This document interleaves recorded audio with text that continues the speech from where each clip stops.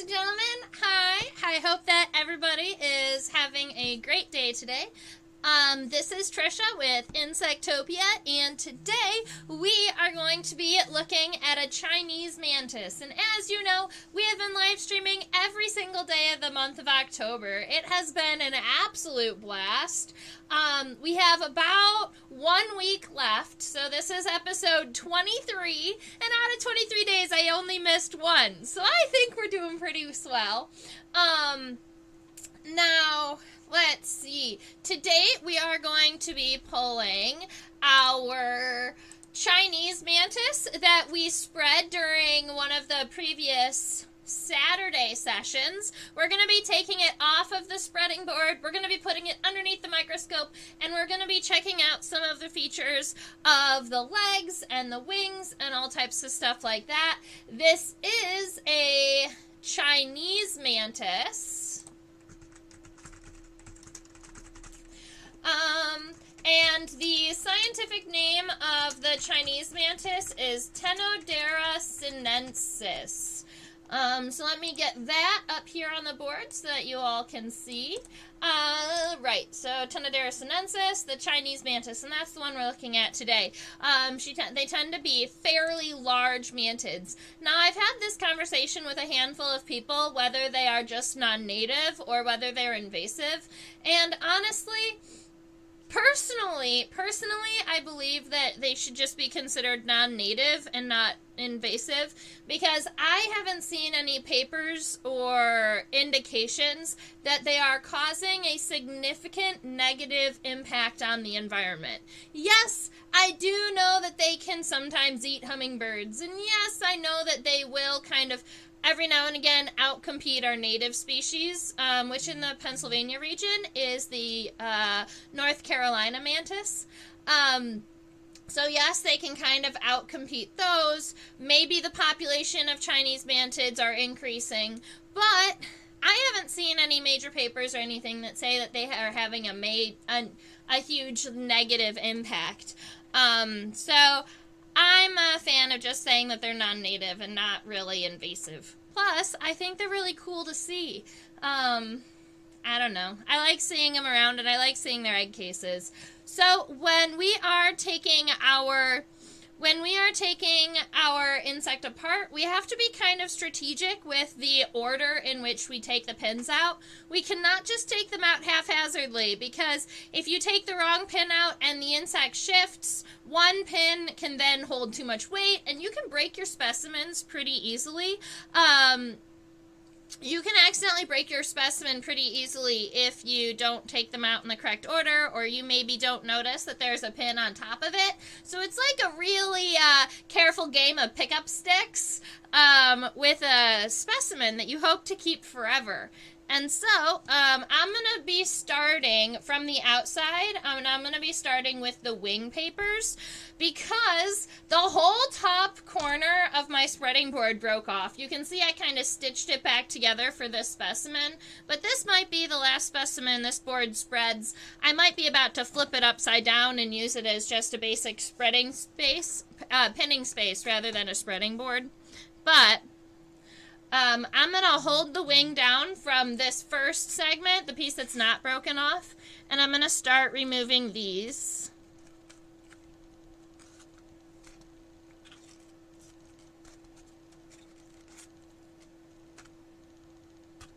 Alright, so we've got paper number 1.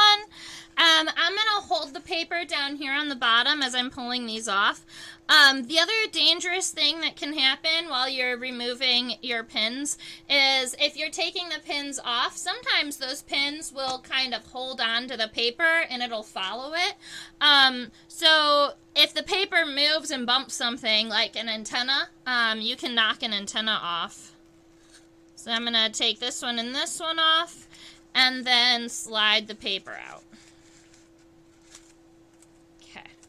So we have the paper's out. Now we just need to work on these pins. The first thing I always do with my insects is remove any pins that are around the antenna, because as you're removing pins, your specimen may move, and the antenna are the most fragile.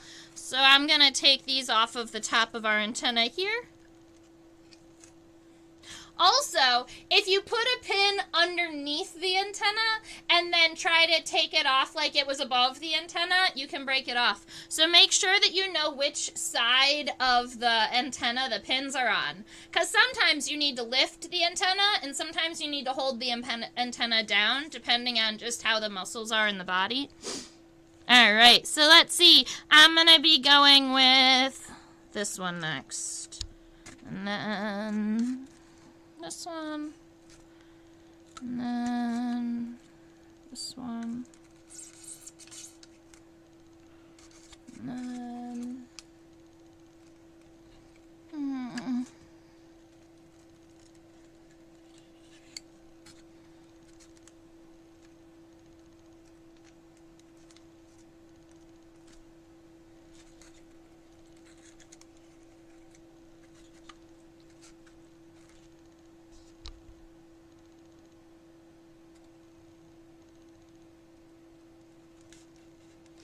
And I pinned this praying mantis for you guys. I pinned it with half of its wings spread, with its legs kind of open, so that we can check out some of the features on the raptorial front legs. Now that the specimen is all out there, I'm just going to have to be very careful with how I move it. Now, all of the pins are out from around the body, and now all I have to do is pick the specimen up from the center pin, and it'll release it from the styrofoam. When this is a pretty careful part, because when we're taking it off of the styrofoam, there may be pieces of the insect that are kind of stuck down to the styrofoam. Or you might have, like, where the legs, the tarsal claws, will sometimes, during the trying process, kind of grip onto the styrofoam. So you want to be really gentle when you're pulling it up, and then if you notice that you've got a tarsal claw that is connected to the styrofoam, I would suggest using a dissecting probe, but I'm not seeing my dissecting probe within reach. But I could also use a pair of jeweler's forceps to kind of help me release those tarsal claws. So let's see what happens.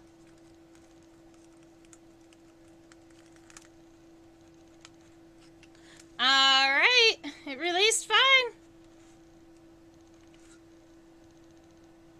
That's so funny. Oh no, we've got a spinner. That's fine. Alright, so this is our mantis that we spread. Oh, she's beautiful. Now, we're going to be putting her underneath the microscope. We're going to be checking her out. She is spinning a little bit on the pin, and that is dangerous for her wings and her antenna right now. So what I'm going to do is I'm going to flip her over, hopefully into my, there we go. All right.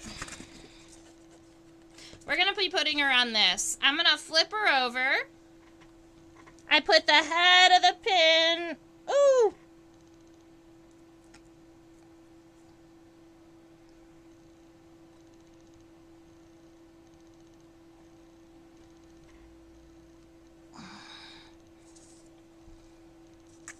Alright, so now our lady is upside down here.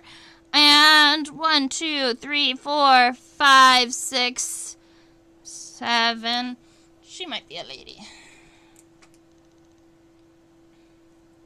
Alright, so I've got a little bit of just kind of Elmer's school glue. And this is what I use on my insect specimens if they break. There is kind of a trick to it because people say, but Elmer's school glue, it's not kind of thick enough to work on insects because generally people want kind of like a tackier glue. But what I do is I'll kind of push the glue out like a child so that it starts to go kind of over the lip. No, it was supposed to go over the lip. There we go. So that it's kind of like over the lip of the cap. And then I'll let it kind of sit there and dry for a minute until it gets a little bit tackier. So once I see it kind of start to string a little bit, I know it's gotten a little bit thicker. And that's when I can use it on my insect's body. Here we go. And so you just need an itty bitty tiny bit. And our goal is going to be to put this glue right here on the base of the pin where the body is touching the pin. Now, the reason we're doing this is not because we've broken anything off of our specimen, but because our specimen is spinning on the pin. And that is dangerous not only for this specimen, but any specimen that's around it. Because if you move a drawer and you have insects that are spinning all over the place, they'll be turning and knocking off each other's antenna and knocking off each other's wings. And orthopteroids, like grasshoppers and crickets and praying mantids, and sometimes roaches, but a lot of times the grasshoppers, crickets, praying mantids, they're going to be the ones that spin the most on pins. And so they're like your most likely to need glue on the base of their pins insects. Now, I do add a little bit more than I need here, and I shifted my specimen a little bit. So when I put my specimen back right side up, I'm actually going to just push her down the pin a little bit and then push her back up the pin a little bit. And that takes that glue. It takes that glue and kind of pushes it kind of inside of her body too. But instead of doing it with my fingers, I'm going to do this with forceps because I don't want to touch any of the other parts. So I would take my forceps and I would just kind of push her body along the length of this pin here until she's back to where I want her. And she's already stopped spinning a little bit, but we are going to have to let that dry.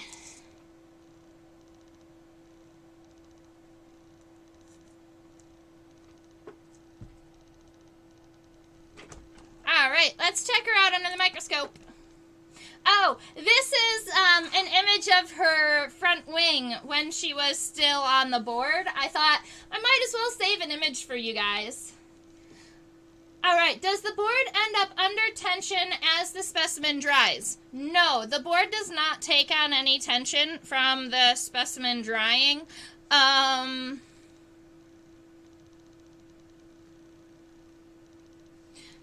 No. Really, it's the insect's own fault for having so many sticky outfits. That's very true. Although we did make the choice to open up the wings and to open up the, we made the choice to open up the wings and to, like, put the antenna out and stuff to make it, look semi-realistic.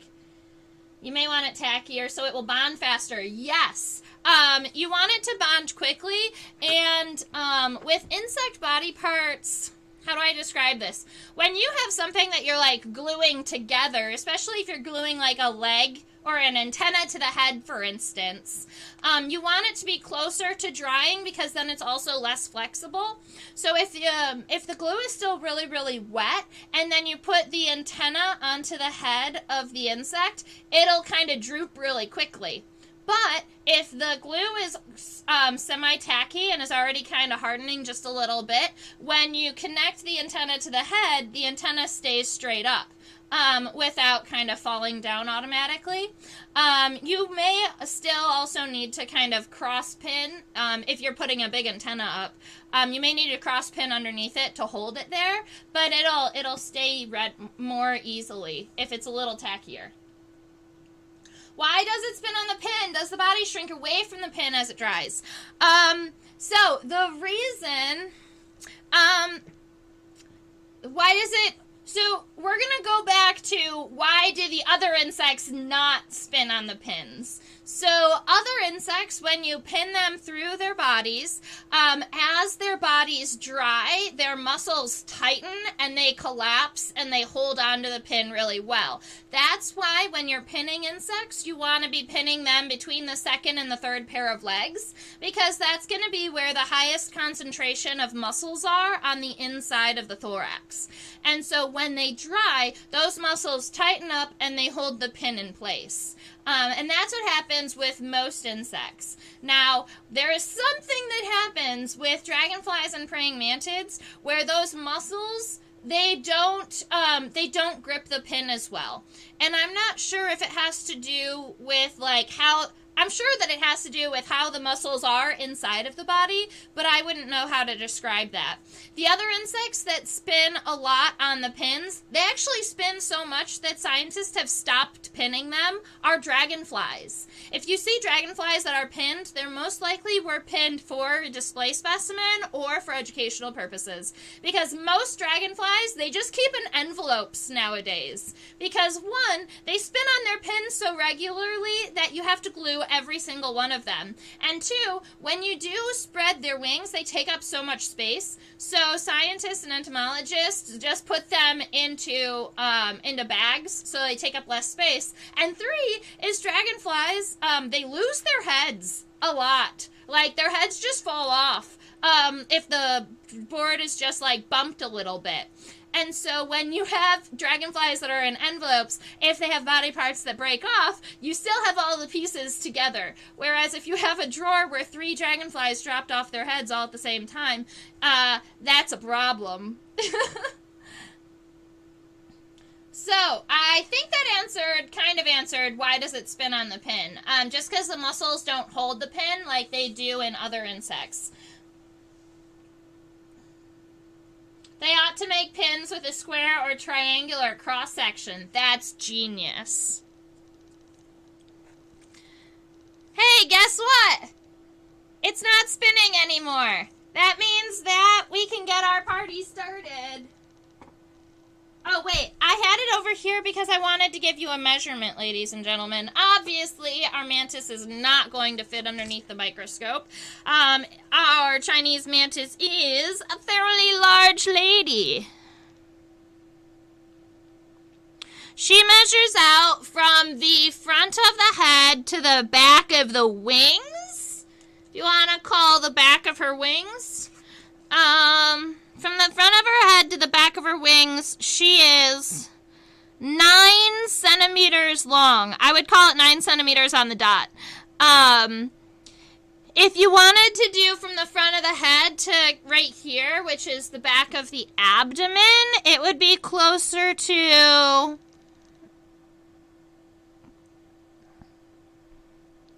like 7.6 centimeters. So 9 centimeters from the front of the head to the back of the wings, about 7.6 centimeters from the front of the head to the back of the abdomen. And our body is pretty straight, so those measurements are likely pretty accurate with a straight ruler. She's so beautiful. I love her so much. Okay.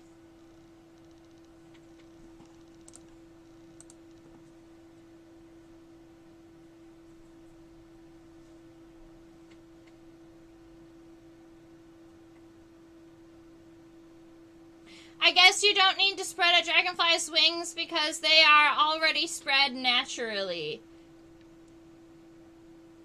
They are spread naturally, but a lot of times when people store dragonflies, they actually pinch hold the dragonflies so that their wings are above their body, and they put them in envelopes that way. It's not my preferred way to do it. I'm just telling you guys how, you know, entomology as a whole does this. It's funny that dragonflies lose their heads. I thought it was mantises that lose their heads. Oh, but good one. Alright, so mantids are a large one to sketch, and we are sketching out her wings too. So let's go ahead and get this party started. Here in Philadelphia, there are also exciting sports ball things happening. The Phillies are in the National NLCS game today, and if they win, they're going to the World Series, I think. So there are a lot of people in the Philly region right now that are watching the baseballs. All right, so we've got Chinese mantis.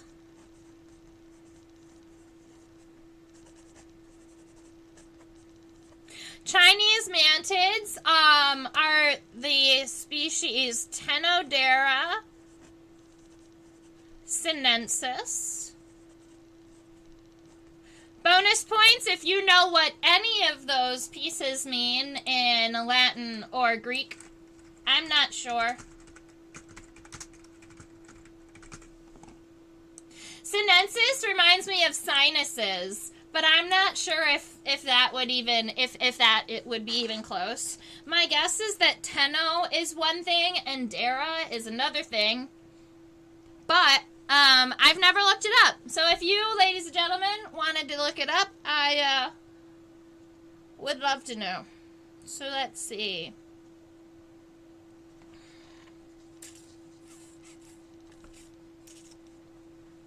So what I'm going to do first is I'm going to put lines on my paper that I want the front of my head to the back of my wings to be this way.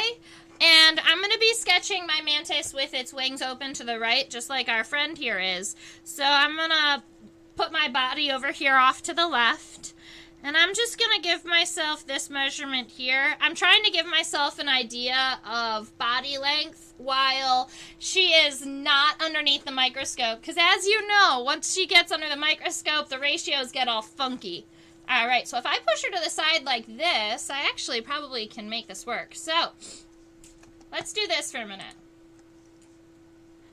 Alright, so the front of the head is actually going to be pretty narrow up here, so I'm just going to give us like this little pancake for a head size. And then, let's see, I would say this whole region right here, from the back of the head all the way until right here, that is the pronotum. In mantids, we will call, you see how it kind of widens right here behind the head? We'll call that the pronotal shield. And some mantids, like shield mantids, that the pronotal shield will be really wide. So let's see, I was trying to guesstimate.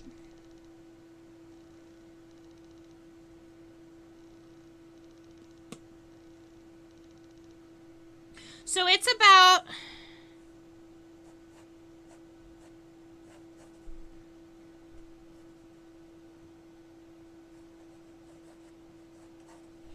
I'm going to guess about that for my pronotum, and then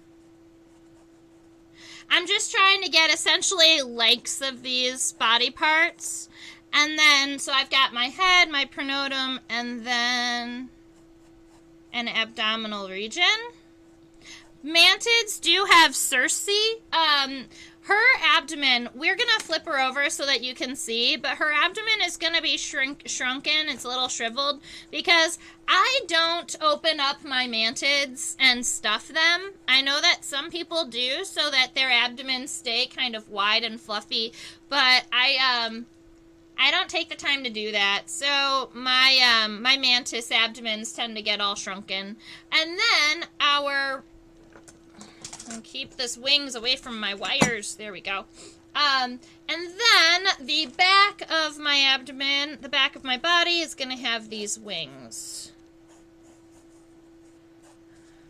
And then to the side, I can just go ahead and take this size right here from where it meets the pronotum to down here. And I can either use a piece of paper to measure, or I can just use my fingers and kind of rotate them this way to give you the approximate length of our wings here. And maybe I'll go ahead and use my ruler. I'm going to switch my mantis over here.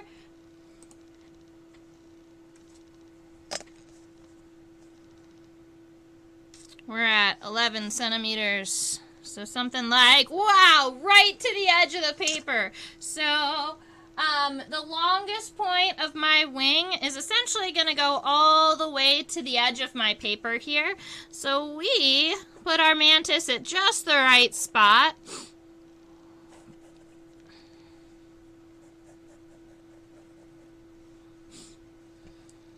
My front wing is we're gonna be zooming in on this shape also, but it's got kind of two different colors of the front wing. There's this green section, there's this green band, and then we've got some membranous wings in here. This green section is that leathery part, and it's what gives our praying mantis's front wing the name tegmina. I'll go ahead and write that when we're sketching it. And then our hind wing here is what we would consider membranous. It has these wonderful kind of beautiful tiger stripings. We're going to be zooming in on those and checking them out under the microscope. Because I don't know if I've ever looked at a spread mantis under a scope. I don't generally spread my praying mantids because you can see how fragile and how large they are when they're spread. But you know what? I'll do it for you guys, and it'll be good for my teaching collection now that I have it. I'm sure students will love to see it. So this just gives me the overall kind of size and idea of my praying mantis, so that now when we zoom in and we take a closer look under the microscope, I have an idea as to the size of these body parts. Because as you know, when we're just playing under the microscope over there, sometimes the ratios get a little bit off. Alright, so I'm pretty happy with that. Let's do this. Have her eyes darkened since you caught her? I remember playing with huge mantises that had fairly light eyes and faces. Light enough to see a pseudo-pupil. Huh. I'm not sure if the eyes have darkened much. I do have a comment on that pseudo-pupil, though, because there are a number of mantids. So sometimes that is natural. So sometimes they do have that kind of dark spot on their eye that looks like a pupil. But a lot of times that dark spot is actually from them being kept in a terrarium. So mantids will go ahead when they are in a cup or in a container of any sort. They will like run their head up against the plastic or up against the glass because they don't see it there, and they get these dark spots on their eyes that are essentially like, unfortunately, the beginning of eye rot. And those little spots will spread over the course of their eye, and eventually they will go blind. So there is kind of this, like, eye disease of mantids that they get from over-rubbing their own eyes or accidentally rubbing their eyes against the terrarium. So that's a little bit sad, but it's possible that yours was natural, because some of them do have those natural pupils, if it was collected and found like that. Alright, so I have the overall kind of size of my head, but now we're going to erase it because now we can see how awesome it is. This is the dorsal view, and we're just going to stick with dorsal for the first portion of our video, and then at the end, after we get our dorsal sketched, we'll go ahead and turn our specimen so that we can see it front on, because I want to see the front of her face. And I want to turn her so that we can see her raptorial front legs, because those ones have actually, we have actually kind of opened them up a little bit. So you should be able to see all of the cool little features. Plus, I'm going to get sketching in a minute. Plus, our front pair of legs, the raptorial legs are set up just a little different than some of the other raptorial legs, like our giant water bug's raptorial legs, because praying mantids' legs start with an expanded coxal segment. So I'll show you that too, which is kind of fun. All right. Okay, so that's the moral of all of the stories. So I'm going to start with this rounded front of the pronotum, because I like that shape. That seems to be like a nice round shape to start with. Then I'm going to come up here, and our head is, I would call it almost triangular, right? So you can see that it kind of, we've got some mouth parts. I'm just going to give myself this, this triangle here, because this is the shape that I see when I am looking at this head of this praying mantis. And then we have eyes coming off of that triangle. So if we come down here,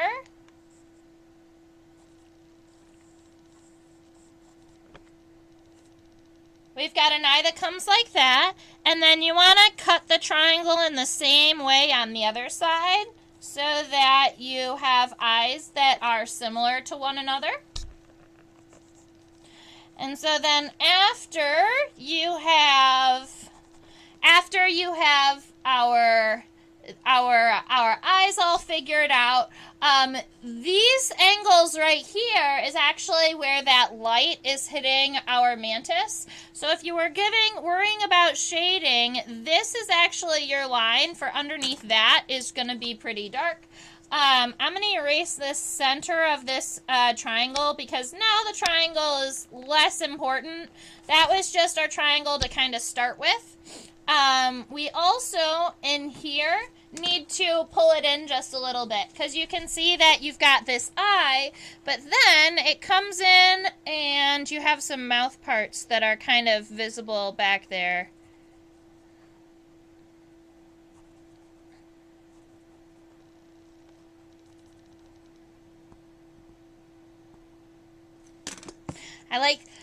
Regularly I like one side over the other, and I was liking the right side better. So we're going to try and match that.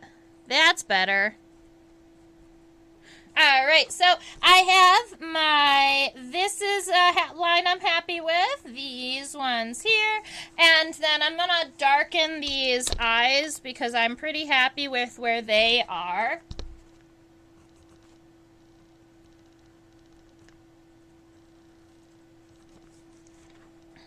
All right.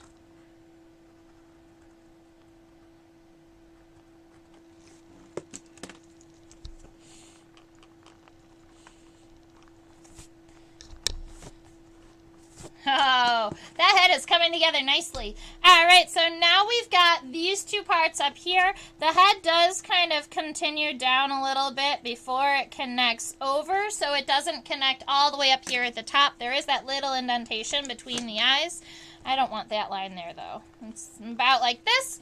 And then you can see that the head of our praying mantis has those two filiform antenna, or two antennae that are long and thin like a filament, and it does have 3 ocelli, so it does have 3 simple eyes, and they're placed in between the antenna. So if we zoom in on this friend here, there you go.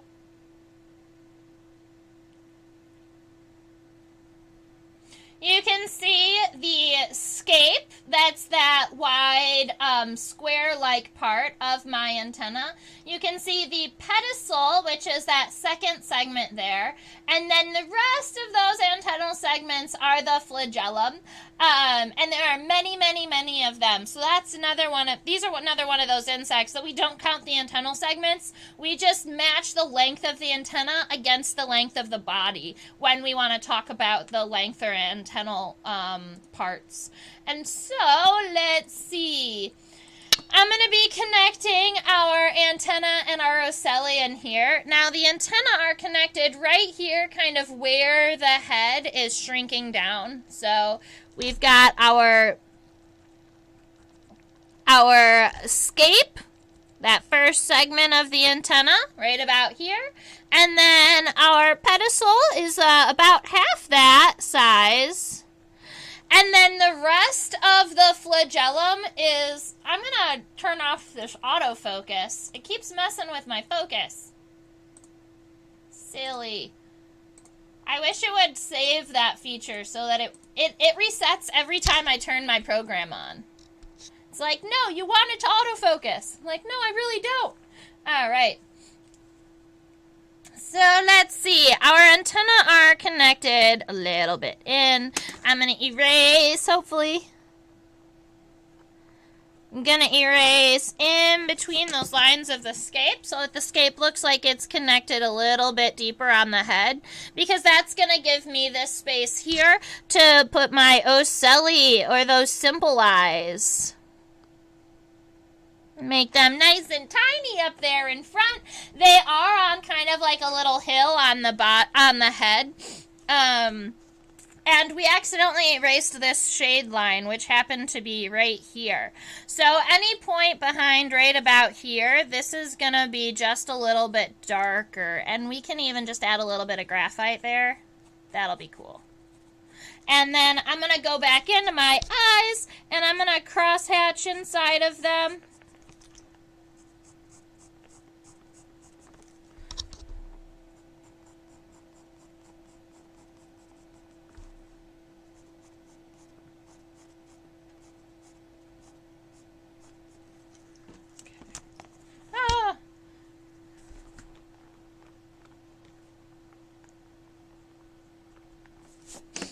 Very good. Like any other day, I am not going to do the antenna until the very end because I want to give those antennae the opportunity, and now it's got to autofocus down, but I want to give the antenna the opportunity to be on top of everything, and it's just easier for that to happen when,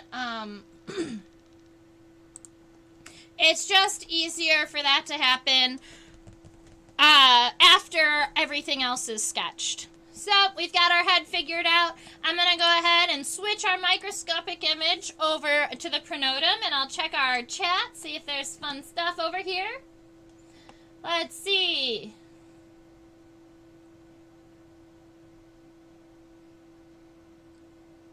I think it's basically due to the ommatidia looking dark when you view them straight on. Okay, yeah, so sometimes there's that, like, that play with the angle, so that depending on what angle you're looking at the mantis, you can see an eye spot that moves around the eye. Yeah, so that would be a feature that's, that would be a feature that's natural in them, but if you're turning the specimen and the eye, and that dark spot doesn't move, then it would be kind of no good. Wild mantids. Okay. So, interestingly enough, mantids, grasshoppers, katydids, they used to all be in the same order. They used to say, a lot of those terrestrial, simple metamorphosis insects, so mantids, grasshoppers, earwigs, they used to say that all of those insects were orthopterans. Now, they call them orthopteroids, and they are like a super order. So they're like kind of one step over order. So we cannot even get the entire pronotum into our microscope image, which is what I was just trying to do. Actually on dragonflies and damselflies too. And sometimes flies, like robber flies. Alright, so fair. You're seeing something else. I just wanted to go on a mini rant about the eye disease in mantids, if you have them in captivity and stuff. Orthoptera means straight wing. Okay.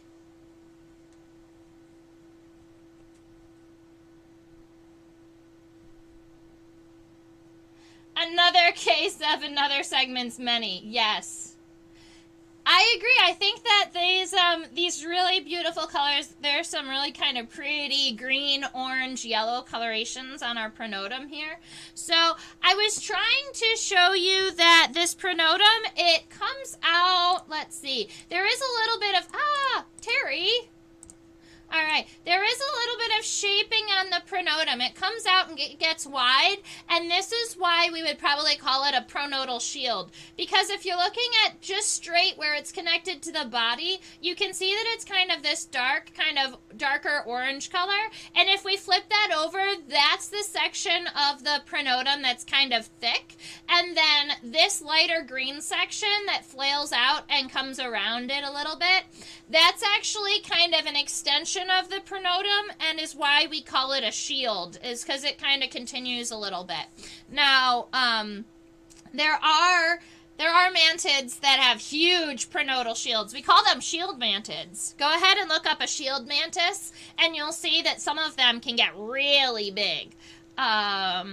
But then after that, it's going to be a lot more thin and straight until you come to the very end of the pronotum. So I kind of wanted to show you that before I got mine going.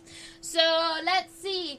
The expansion of the pronotum is approximately the top third. So what you're seeing on your under the microscope is about a third of the pronotum. So I would say our widest point would have to be about here, and then it has to narrow down.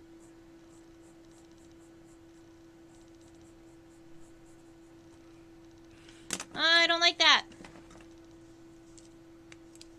I need it to widen higher, I think.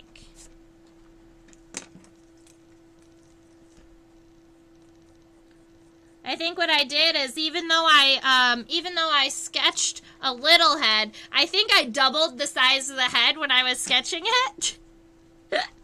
That happens sometimes, but that's fine. We'll play with the ratios and make this work.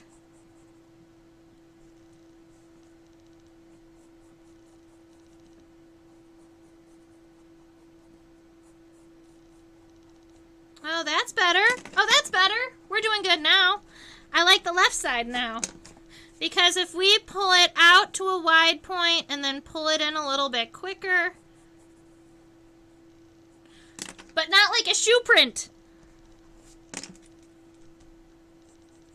It needs to be even.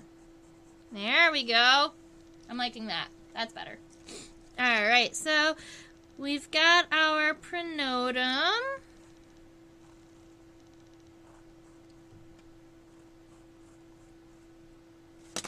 And I'm going to scooch our specimen back just a little bit so that we can see where the pronotum touches the second segment of the thorax.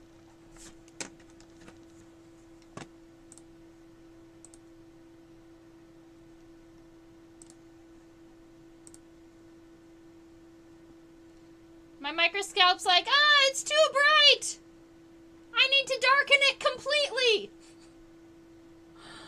All right. So actually, I'll just go ahead and give you a kind of a slow...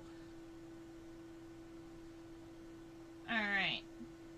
So if you are looking at the colors and the beautiful kind of texture in our pronotum, right here in the middle of the widest point, right about here, we've got this line where all of the colors are going up and then all of the colors are kind of coming down this way.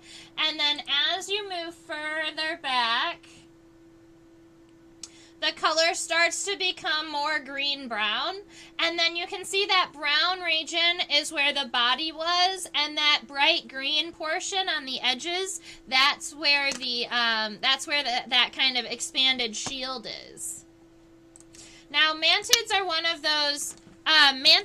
of those insects that will fade over time. So this specimen has these really pretty green colors right now. Eventually, these green colors are going to go out all the way down into white, and then they'll just kind of fade into nothing. So before it does that, let's go ahead and get some green on it. Take some pictures of it before it fades into nothingness. I'm just going to go ahead and give some of these marks for my colors, like the edges of this green.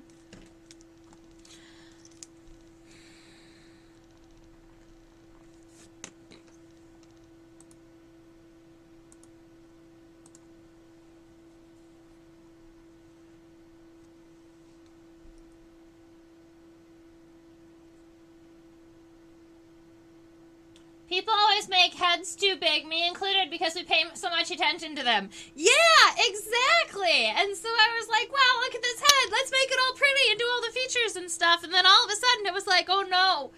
Now the pronotum would have had to have been way longer to make it work, and I didn't want to. So my head is just going to be a little bit bigger than scale. That's fine. Life is okay. All right, so once we get down here, we get the end of the pronotum, and as you can see, that it's actually that brown portion that continues through. and rounds out, and that green kind of just fades into the edges.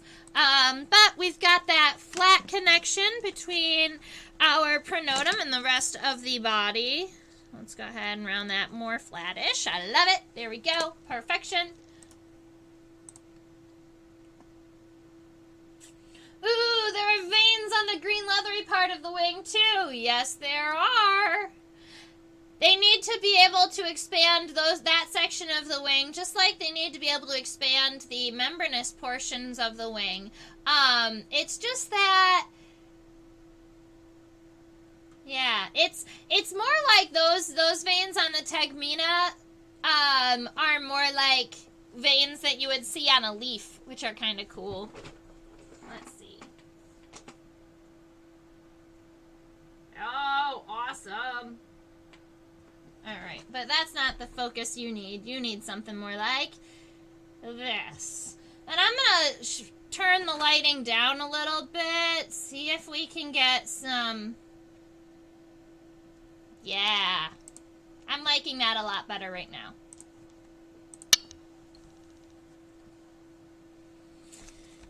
Alright, so this is actually a really cool example of seeing some wings. Now, first, something that you learn when you're in, like, intro to entomology, like 105 or whatever, your first class, or 205, I think, during your first true entomology class, you learn that the front pair of wings is on the first section of the thorax, and the hind pair of wings is on the second segment of the thorax. But then when you start looking at it, it almost looks like the wings are on 2 and 3. It's not the case. So the wings are on the first segment and the third segment. It's just that they tend to be on the very, very end of the segment. So if you want to talk technically, where this wing connects here is connected to the first segment of the thorax. And then when you're looking at the one that's connected down here, it's technically connected to the second segment of the thorax. But it also is going to tell you kind of the definition between the second and the third segments, because it's at the very, very edge of the second segment. So if we were looking at our mantis here, and I just wanted to give it kind of the outline of the body, I would make it a little bit wider than my pronotum here.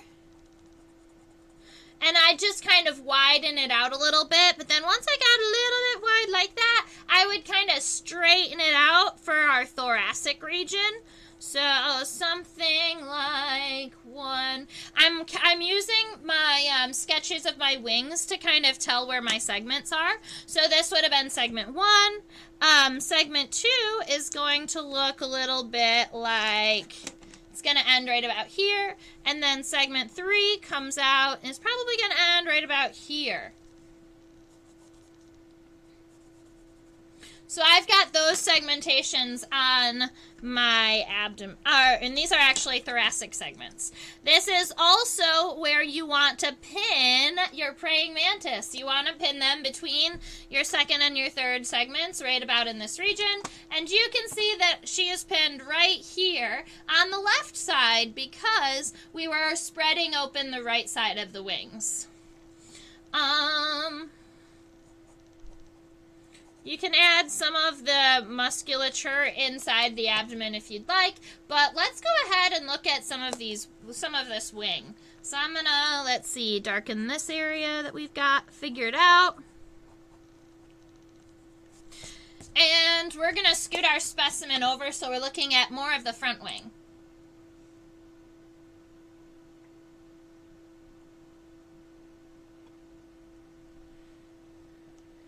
So beautiful!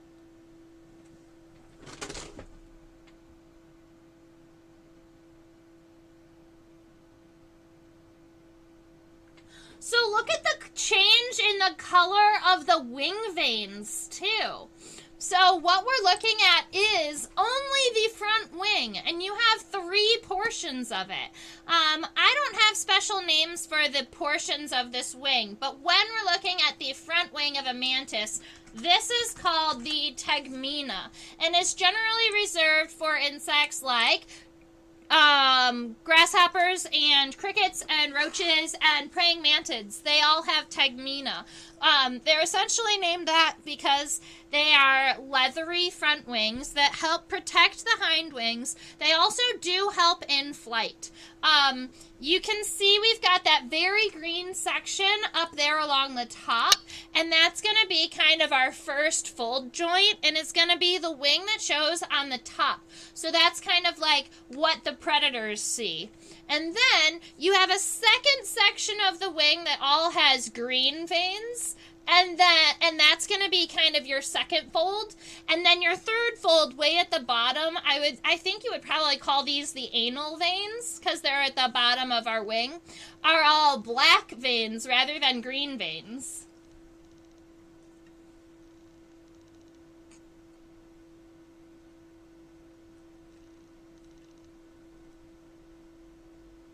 It's neat seeing the other wing over the body. The part with the green gold veins shows up really well over the dark abdomen.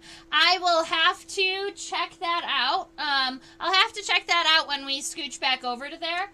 I'm also curious if maybe it would then help if I changed my background from white to black.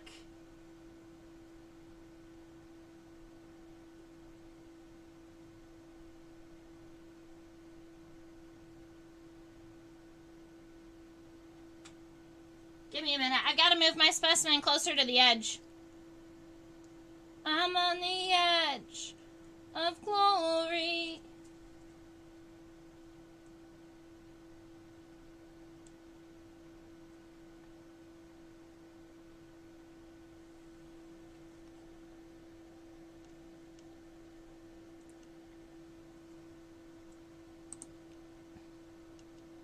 I don't know. What do you think? Do you like it better over dark?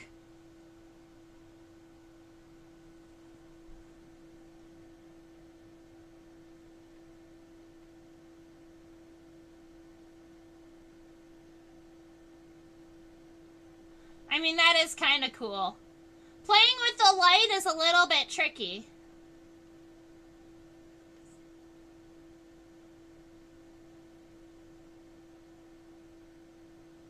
If you get it low enough, the wing almost looks like a wave, like of water. That looks like it's reflecting in the sea. I really like that. We're going to leave it like that for a minute while we sketch. No, I can't. I need to see the other port.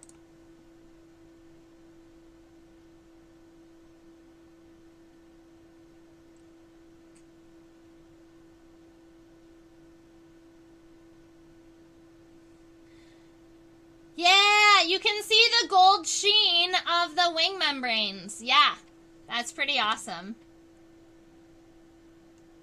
Alrighty, so I think that that's going to be kind of our best view right at this very moment for seeing this this darker green segment of the wing. I was trying to get it so that we could see more of this portion here that gets wide and gets green. But you can see it starts from the base and it continues all the way to the top, but it ends right about here. The green doesn't go all the way to the tip. So when I am finalizing some of these veins, I'm just going to start darkening it here. And I want it to get wide up towards the top, and then I want it to come down.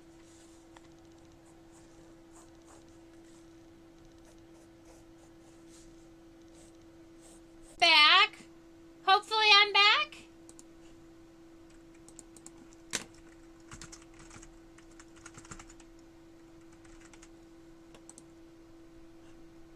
Alright, it says that I'm live again. So, chinchilla's fault. Yeah, we're just gonna blame it on the chinchillas. I love it. Oh no. Shoot.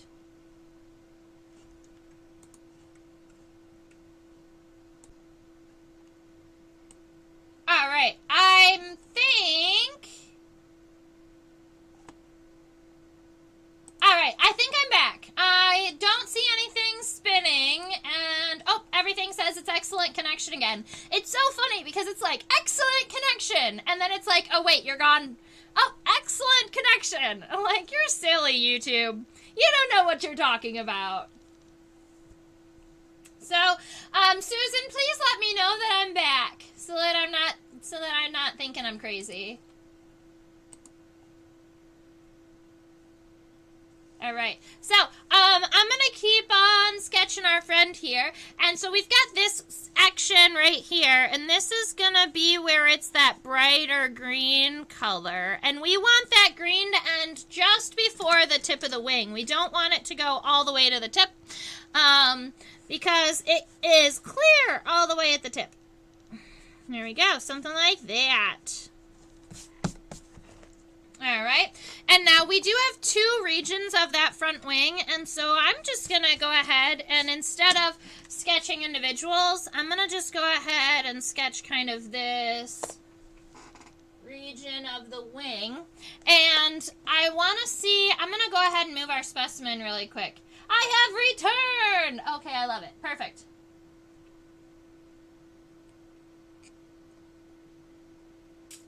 So I want to see how far that dark region of the wing goes. Oh, it's not far at all. So that dark region of the wing goes from here and comes down and ends about here.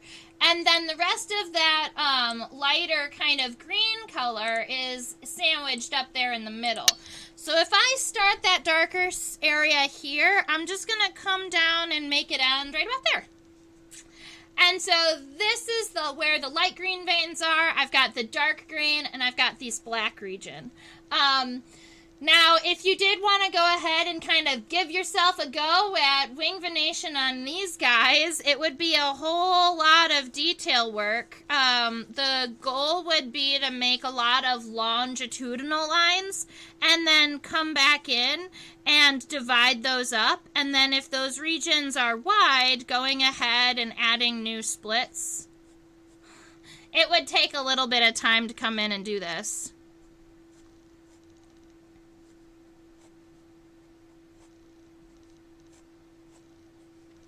Something in that region where you're making these longer strokes, you're breaking them in half, and then you're doing veins from those. Then some of these breaks, instead of just being straight breaks, have little Y's in them, which is will give you some of that kind of like praying mantis vibe.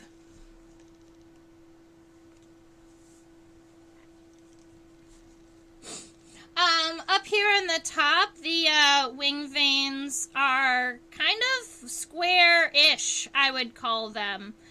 If you've ever worked on like leaf veins where they are starting to be kind of square-like, that's how I would try and sketch these, although I've never tried to do that before, so mine would probably come out pretty messy-like as I was first starting to sketch these.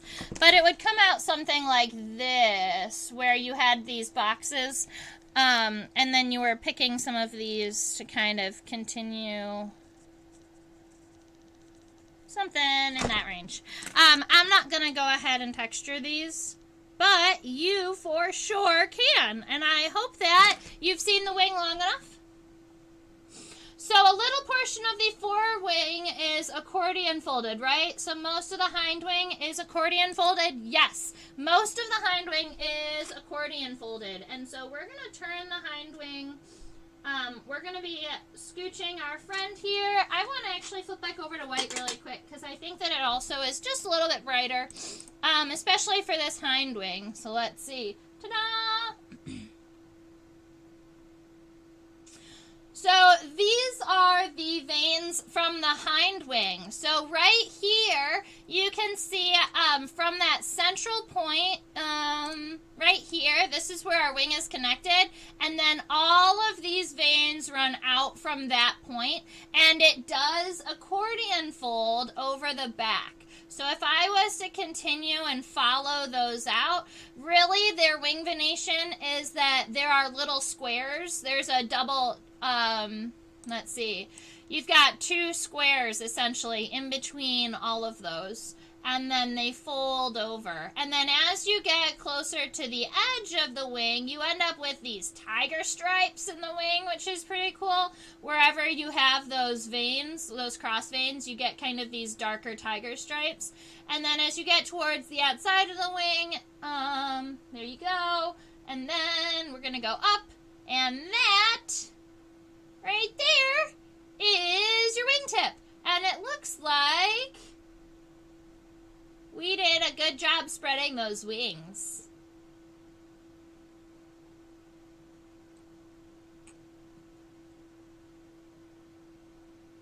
So that is your, that's your kind of tour of the hind wing.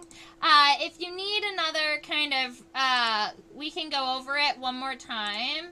But I want to see if I can get mine kind of sketched out. I can also bring her over so that you can see the overall. Her body ends right about here, and so her wing does come down most of the length of her body. Accordion holder, folded. All right, let's go and see what we can do with this. I can't draw and have her on my image at the same time. I'm gonna need, one of these days, I'm gonna get a second desktop camera. Maybe that's what I need. But I don't know if they would play at the same time, because I can't get my microscope and this camera to play at the same time.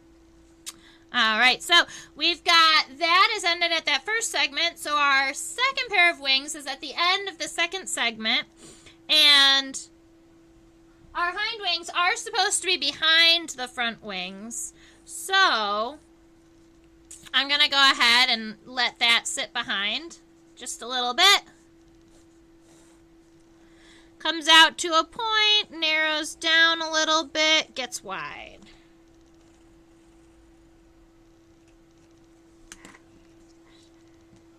Then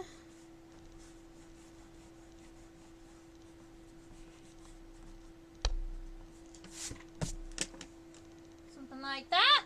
Double check it for shape and size and angles. I think we're pretty close. Yeah, I don't mind that at all. I think that this would be even better. Alright, so we're going to pull this inner edge in just a little bit. Let me erase that one. But other than that, I'm pretty happy with that overall shape of this wing here. So we're going to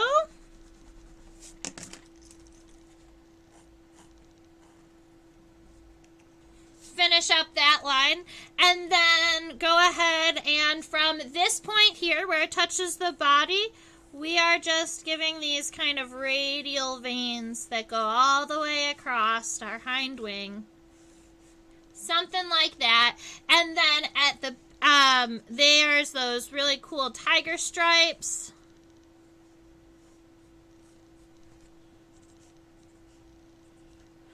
That kind of darkens, and then at the base of the wing, it's actually kind of shaded darker.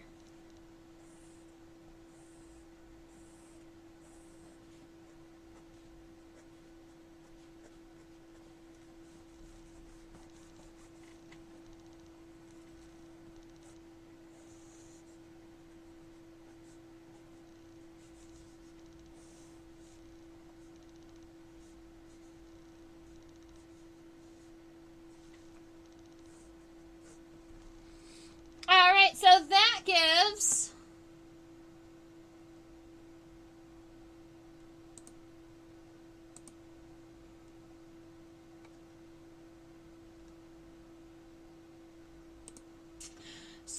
as it turns out, our live streams are now popular enough to be spammed by bots. Yay! Oh man. So I've been deleting bots off of my YouTube channel now for days. Now that like we're becoming a little bit more popular, we've been spotted by the spammers. That's no good. Oh, and the prominent veins are the top of the fold, and the little irregular lines between are the valleys of the fold. The prominent veins are the top, and the little irregular ones are the valleys. Yes! These big ones on the top are the ones that are on the top, and then the big ones push together, and they fold all of those little pieces down. Congratulations, I guess, right? I'm like, I don't know if this is a win or a lose situation, because I would rather them just completely ignore me. But it also means that, you know, we're getting big enough to be noticed, which is kind of cool. I don't know. So, I'm trying to scooch to see let's see. Alright, so this, you wanted to see a little bit of the wings, what it looks like when they are above the body. So you can see that we've got this front wing here. Now, the veins along the front of the wing, instead of running out, they run in towards the body. So let's see. They angle in this way. So our wing is going to start way up here, but then it continues all the way down to about here. We want it to be about the same length as this wing. So this one ended up being pretty close to 11 centimeters on my sketch, so 11 centimeters is right about where our line is. So that's pretty good. I'm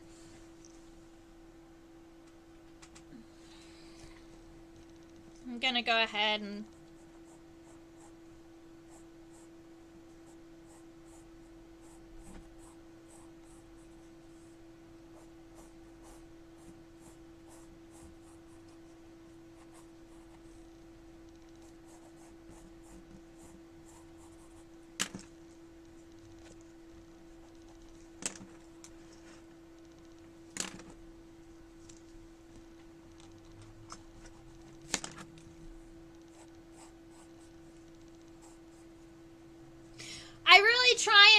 I delete bots every day now. I really try and make sure that they stay off the channel, and I report them every time, but they're always new accounts.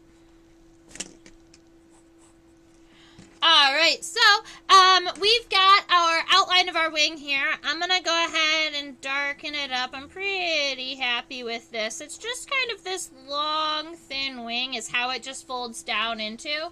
And then our veins, they run in this direction.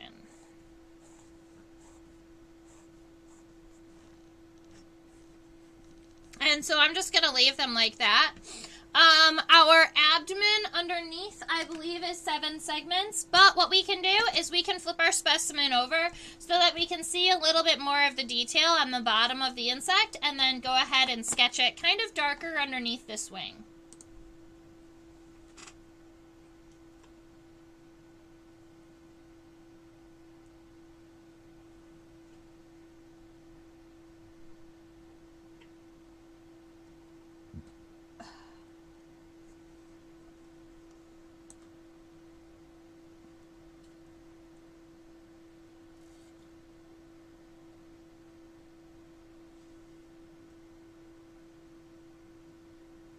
Alright, so from this angle you can see that that front wing does, when it's closed over the body, the front wing does even kind of curl around the bottom of the abdomen, and that's why we can see some of the wings still here.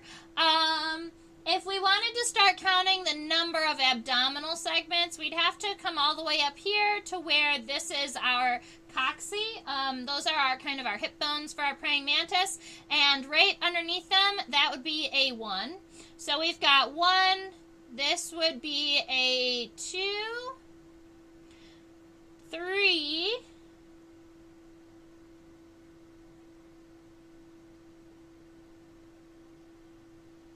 and then 4, 5, 6,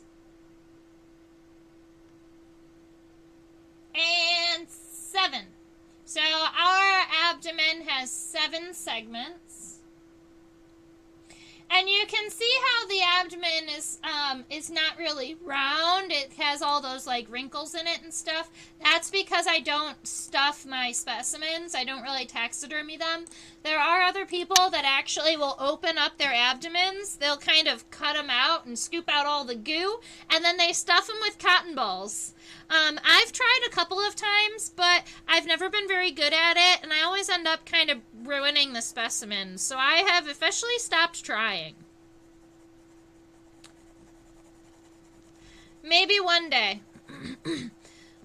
But personally, I think what I'm going to do is kind of just darken the abdominal region. Let's see. 1, 2, 3, 4, 6, 7. And then at the very, very end, of her abdomen, of its abdomen, you will have 2 what we call cerci. Wait, people stuff their specimens? Some people do. Only these soft-bodied specimens. Some people stuff. Here, I'll give you a list of the things people stuff. Some people stuff praying mantids. Some people stuff large, like really, really big beetles. Sometimes they will stuff those because it takes too long for them to dry and they smell like really bad rot as they're drying, unless you take out their internal organs and their guts, because then it doesn't smell as bad. Sometimes, like, big grasshoppers, people will stuff and spread, like, big grasshoppers, big katydids. It's all of these orthopterans. They've got these, like, soft abdomens and weird wings and all of these things that make them just and the fact that they spin on their pins. They've got all of these weird things that people try to kind of help them out with. We do have what we call cerci at the end of our abdomen. I was trying to get a better image, but they're right here. They're kind of twisted up with the abdomen. They're these 2 little finger-like appendages. I believe that their function is sensory purposes, but I'm not sure exactly what they're sensing. So you've got those at the end of all orthopteroids. So praying mantids are one of those.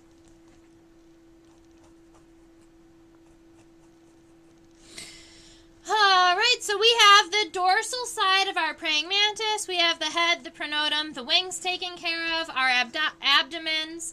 Admittedly,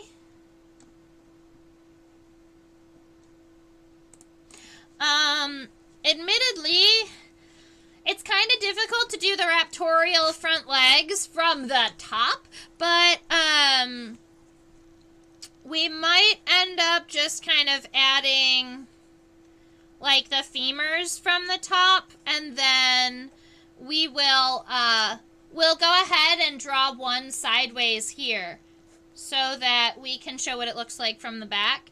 I'll also go ahead and give us our, I'm probably going to draw the legs tucked like they are in my specimen on the left so that there's not a lot of room for them. And we'll pull the antenna back, and the antenna will likely go over the wings just a little bit because they'll be nice and long and they'll come back this way.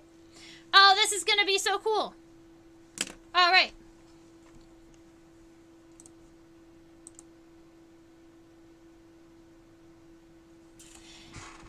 I don't think I've ever seen an abdomen not covered by the wings. All right, well, there you go. So it's a little bit difficult, right? You do see cerci also in the immature mantids, so it'll be easier to see their cerci if they are still babies, because then they don't have wings at all.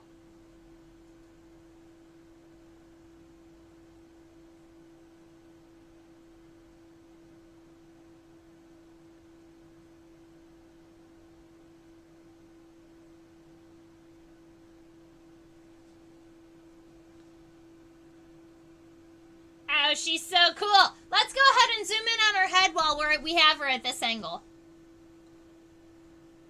And then we'll go ahead and move her so that we can see her from the top for her legs, and then we'll flip her to her side so that we can see her raptorial stuff.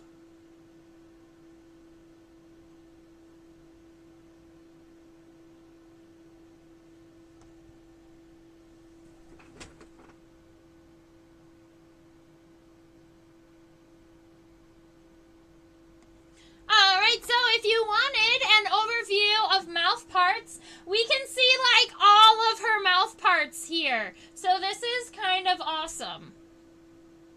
I'll show ya. Let's see. Oh, that's really good.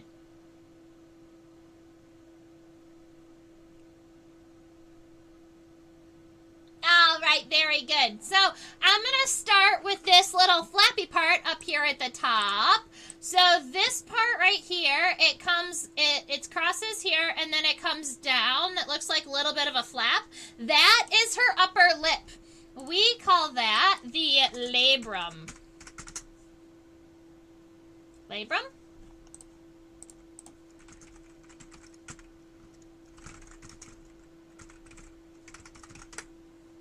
You know when sometimes, yeah. You know when sometimes you say something and then you're like, is it really called that? But yes, it's called that. I'm just trying to psych myself out really quick. So you've got that labrum up there at the top. That's the upper lip. Then you've got two mandibles. The mandibles, you can't see the really shiny sharp parts of them because it's kind of underneath this labrum. But the base of the mandibles start here and go in. So that's the base of that mandible over there, and this is the base of that mandible. And that's where the real power of the predatory, they have the ability to kind of chew through anything. And if a mantis turns around and decides to chew on your finger, they do have the ability to take a couple layers of flesh off. So they can bite pretty hard. You also have 4 mouth fingers, right? We call them mouth fingers. They're actually palps. The 2 palps on the top are connected to the maxillary, and that's why they are called maxillary palps. So there's a piece in there that's called the maxillary that we have a harder time seeing, but you can see the maxillary palps that come out from the edges.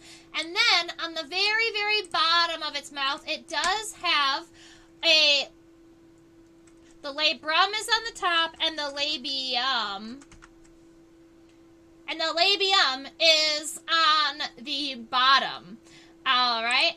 And so you've got the labrum and the labium. And the labium has what we call labial palps. And that's these 2 mouth fingers down here. So you can see the labrum, the mandibles, the maxillary palps, and the labial palps, which is kind of cool because that's so many mouth parts. And we don't regularly see them all under the same focused shot. They do have big muscles powering them. Yes, they're back there for sure. And I wonder...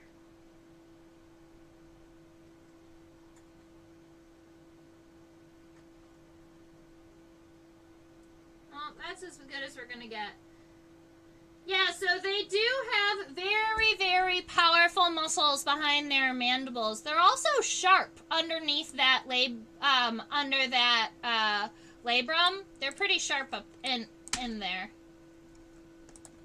All right, so that is our mouth part lesson for our mantids there. I'm going to go ahead and flip it upside down, or flip it back right side up, actually.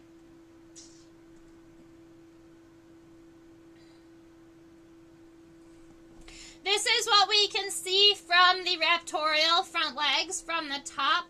So it is mostly the coxa that comes down and this femur that comes up. So when we are sketching just from the dorsal so that we can get a place to put it, let's see, it's connected. Their coxae are connected right here at the widest part of the pronotum. So if you wanted to get a decent sketch from dorsal, you would give your coxa that kind of comes down a little bit here, and then your femur that comes up and gets pretty wide.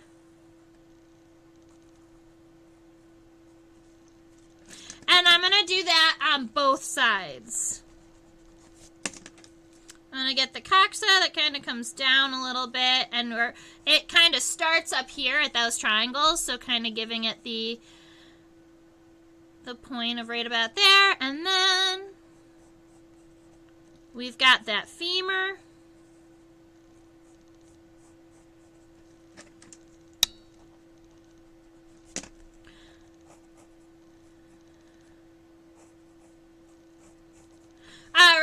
instead of continuing the femur and the tibia dorsally, we're going to be turning our mantis sideways so that we can see what it looks like from a lateral point of view, so we can see all the really cool parts of our raptorial front legs. Before we do that, I'm just going to come in here and add our some leg segments down here, just so that they're kind of tucked. The middle leg first, the hind leg above it.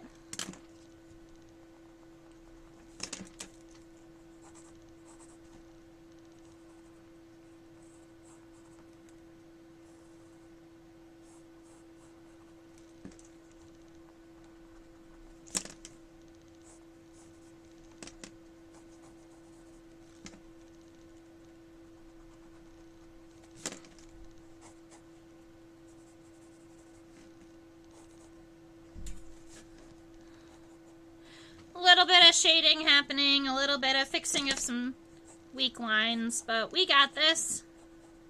Alright, so we've got some legs happening. Let's go do our raptorial front legs. Oh, raptorial is spelled like this.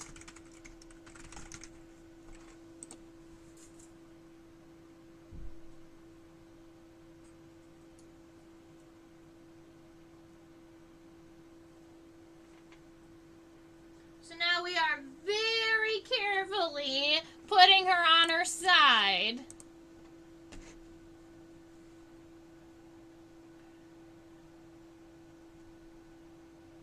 And we're going to get Terry out of the way.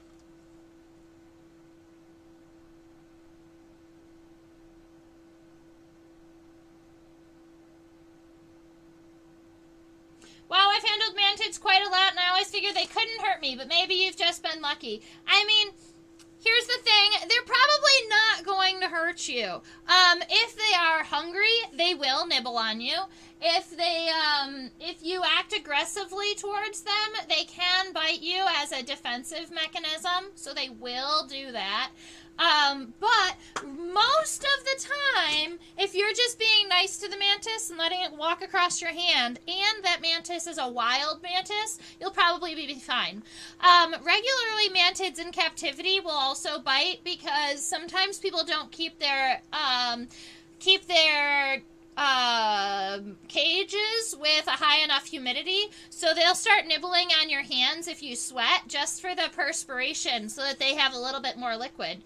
So if you notice that your mantis, that your pet mantis is nibbling on you, make sure you give it more water. Alright, so we have some interesting things happening here. Now, with many raptorial legs, the coxae are close to the body. You've got expanded femur and tibia. Now, in praying mantids, this segment right here, that's not the femur. This is the coxa. This is an expanded coxa.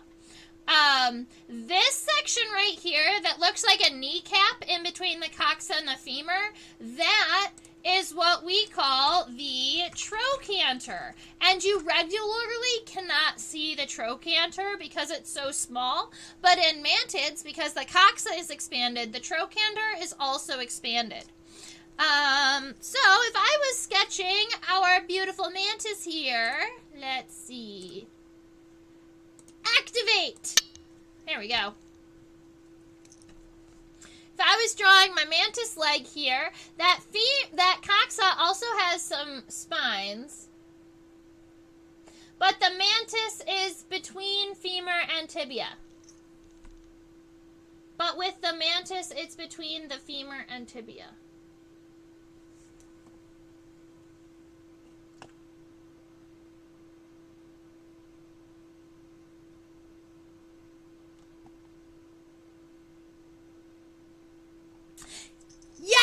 Yes, that is exactly what I was getting at, Susan. It took me a minute to read and figure it out. Yes, so with mantis flies that we saw earlier, it was the tibia and the tarsal segments that made the pinchy part.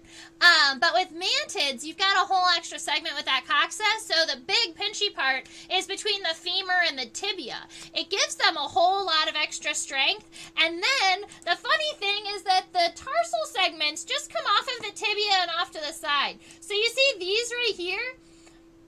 Those are our tarsal segments. Focus down. So we've got coxa, we've got trochanter, we have femur, this one coming back is the tibia, and then our tarsal segments just kind of come off the middle of the end of the tibia, and it's 1, 2, 3, 4, approximately 5 tarsal segments, and then those 2 little tarsal claws. Exactly. I love that you're comparing the raptorial front legs to this guy with the raptorial front legs of other specimens we've sketched. That makes me super happy.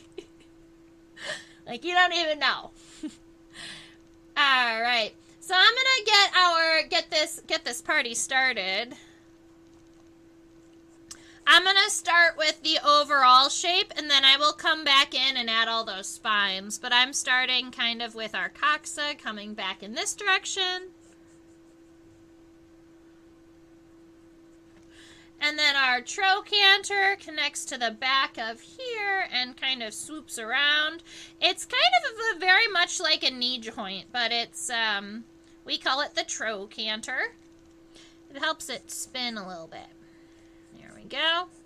So we got coxa, we have trochanter, and then our femur comes up, and it's a big swoopy. Like, swoop.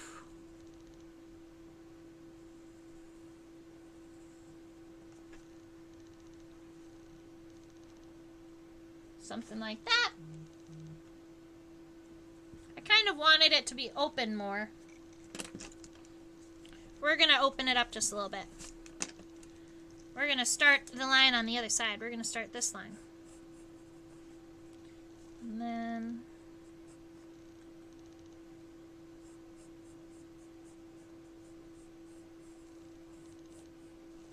Alright, so coxa, trochanter, femur, and then the tibia. Now, I think I want to move my specimen just a little bit so we can see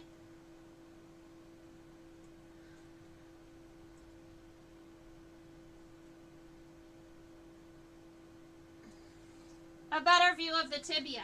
Because there's another part. I believe the mantis also has a patella. If the mantis had a patella, it would be right there.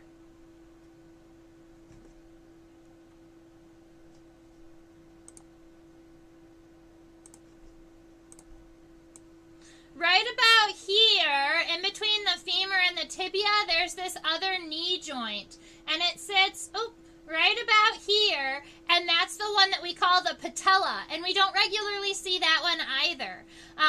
But mantids are awesome, so they get to show us all of the parts. Patella is spelled just like our kneecap, P-A-T-E-L-L-A.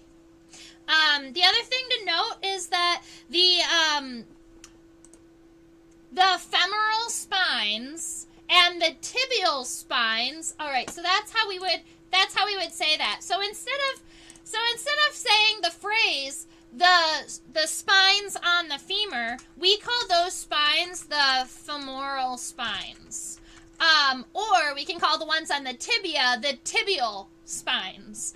And they actually interlock with one another. So if you are looking at the spines that are coming out from the femur here, and the tibial spines that are coming out from the tibia here, the femur spines are coming up, the tibial spines are coming down, and they interlock with one another. And that definitely helps my praying mantis hold on to things. Now, if you get all the way to the base of the tibia actually has like a Y, if you look at it from the front, that holds on to the femur. So it kind of locks it in place.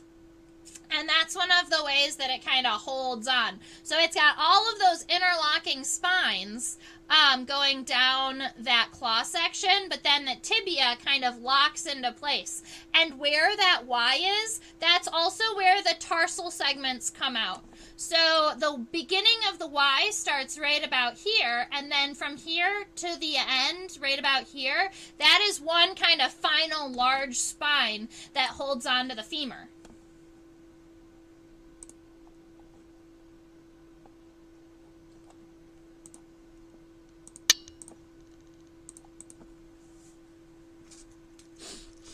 All right, so femur. And right now I'm just doing my outline. I'm just doing my outline of the insect without the spines first, and then I was gonna come back in. Oh, excuse me.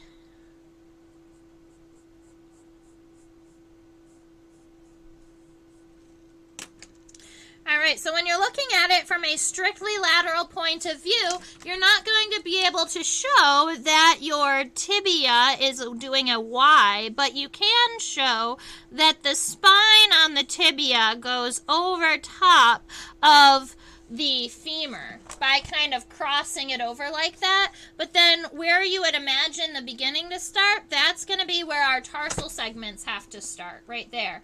And let's go ahead and scoot our specimen really quick so that we can see. I want to know how many tarsal segments it has. Look how funny they look. That first tarsal segment is way long.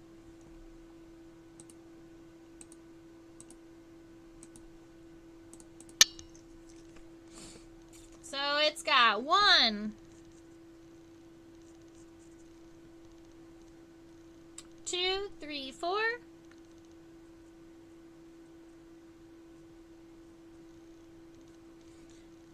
1, 2, 1, 1, 2, 3, and then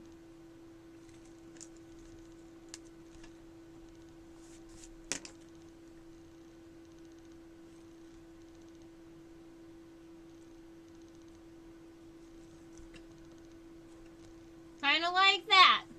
That's how I'm going to leave her. So now I'm going to come back in. I'm going to darken some of these lines, and I remember kind of where these spines, some of these spines were, so I'm going to come in and add some of these minor spines in here. Oopsies.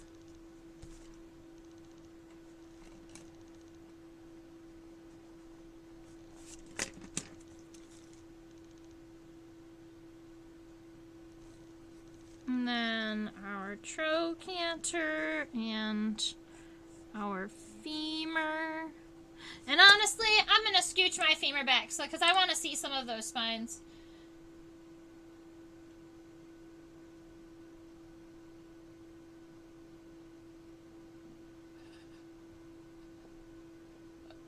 It's a convenient solution to having ridiculously terrifying pinchy claws and walking. I love that. That's true because, like, with the raptorial front legs of the mantis fly, for instance, it's never going to. It doesn't regularly have the ability to use those front tarsal segments to walk because it's always kind of holding them up there to perch. Whereas my praying mantis has these long flexy toes, and those are gonna help him or her kind of hold on, grasp, crawl around, that type of stuff.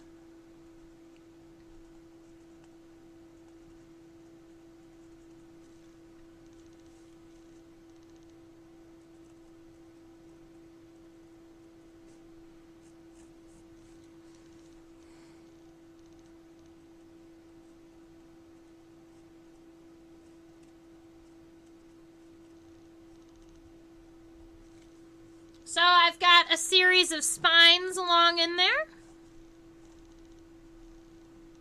Now that reminds me very much of a jack-o'-lantern. I need to come back in here and erase some of the lighter lines, but that is a little bit tricky. Let's see if we can do it.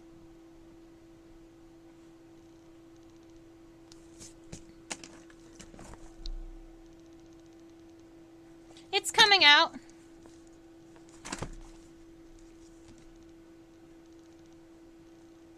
I'm going to have to erase this one, I think, to fix it. But that's fine.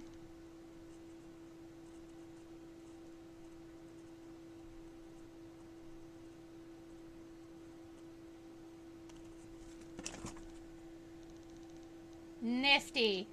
All right. And that gives us our raptorial front leg of the praying mantis.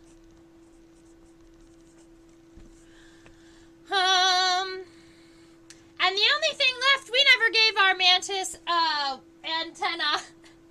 I just left the antenna as stumps. So I do want to come back and make sure that her antenna get noticed and get proper attention. So if I'm looking at the length of her antenna, they're probably about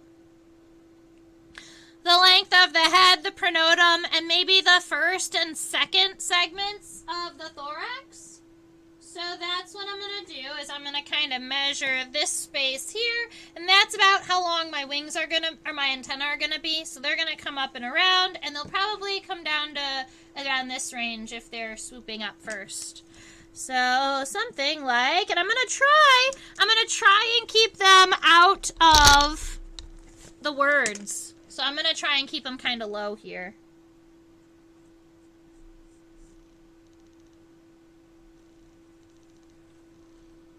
Alright, so that kept them nice and low. Now we're gonna, something like that. I'll be happy with that line if I can get it even with the other side.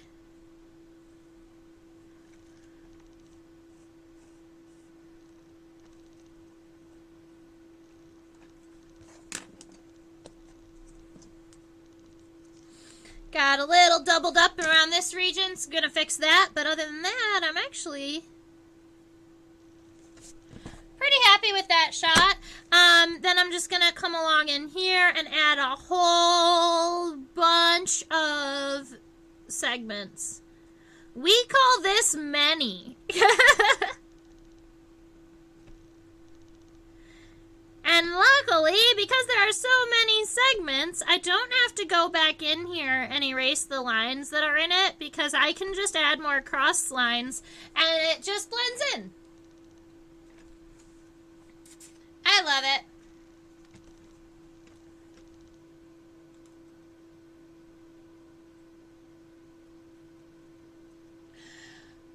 I think there might be 2 rows of spines. I believe that you would be correct with that. Let me go ahead and see if I can turn her.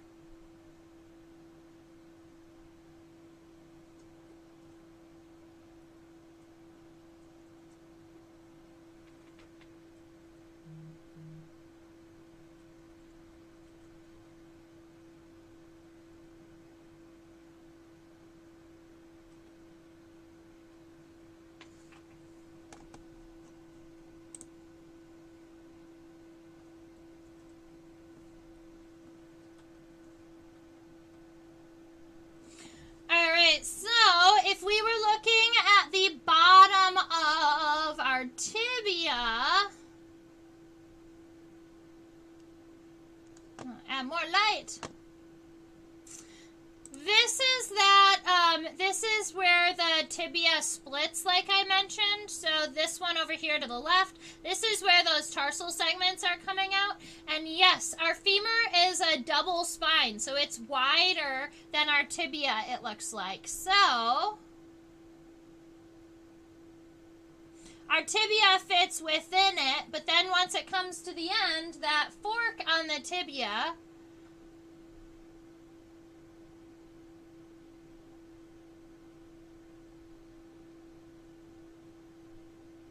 not crazy. There is a fork there, right?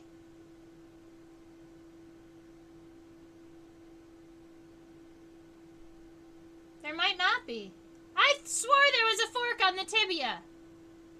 There is not, ladies and gentlemen. I misled you. I'm sorry. There's only a one-sided longer spine. So you can see this one comes down here. I thought there was another one that went off the other side, but there's not.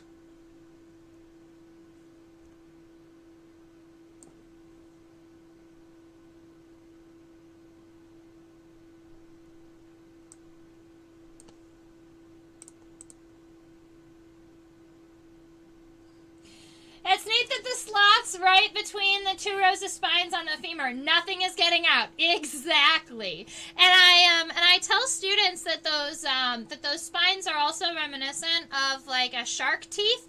Shark teeth, all of their teeth are angled towards the back of their mouth so things can't get out. These angles, the spines on the femur are all angled up, so it's hard for anything to slip out. Yeah, mantids are pretty scary predators in the insect world.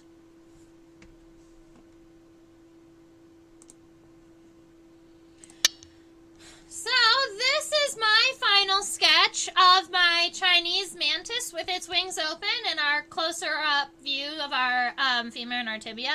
Admittedly, you saw it when I was working on the specimen. It was really hard just to get her legs to open even this much. Mantids will like close their legs and they have just like a death latch on it when their legs are nice and tucked and nice and closed. And when their muscles dry like that, you practically have to kind of break their internal muscles just a little bit to even get them to move. And I didn't want to do that because you always risk breaking off the leg too when you're trying to like loosen it up a little bit. So I'm pretty happy with the way she turned out, and the legs are open just enough so that I was able to get a pin through them. So they're open just enough so that we can see the spines and how they fit into one another. This angle is terrifying. This is what you would feel like if you were an insect and the praying mantis was like on top of you ready to attack. And then if we wanted, we could do a focus down and we could just get that nice, like, super focus on the head. Like the mantis's arms are coming towards you so fast that they're a blur. Oh! Alright, so it is about time for me to switch over to the Phillies game to see if we won the NLCS and are going to the World Series. I just wanted to say thank you, Susan, for hanging out with me today and chatting with me about the praying mantis and going ahead and, joining me. I really super appreciate it. Oh, hey, that's not the right one. This one is the right one. So thank you for hanging out with me today, checking out my Chinese mantis, sketching it a little bit. I think that this mantis sketch is the one I am most happy with. I've done a couple of mantises and I've never, kind of really loved them. I think this one is beautiful, except that if I ever put it into a computer, I'm going to select the head and shrink it about a third of the size. I feel like my Chinese mantis looks a little bit like a Bratz doll version of a mantis, where its head is just oversized for its body. But that's fine. Keep in mind, I teach on OutSchool. This is for students ages 5 to 8, 9 to 12. I have weekly insect studies. I have a junior bug club. I have scientific illustration. And I'm also trying to get an insect collection class okayed, and it's bounced back twice now. So I keep fixing it. One of these days it's going to be accepted by the OutSchool people, and then I'll be able to teach insect collection management to students. Keep in mind, I do YouTube videos. Hey, guess what? You're already here. No, go ahead and make sure you subscribe to my YouTube channel. If you see that little notification bell and you click it, then your phone will ring and go all crazy like every time I live stream, and it'll let you know that something interesting is happening on my channel. Go ahead and subscribe. That right there is where you can donate to Insectopia. You can keep this alive. You can keep my specimens still going great. I super appreciate all of you that have already donated. There are many, many, many of you who donate regularly or semi-regularly, and I so appreciate it because, well, it means the world. All right. This down here, that is Insectopia 2015. That is my tag on both Facebook and on Instagram. So you can go ahead and check me out there.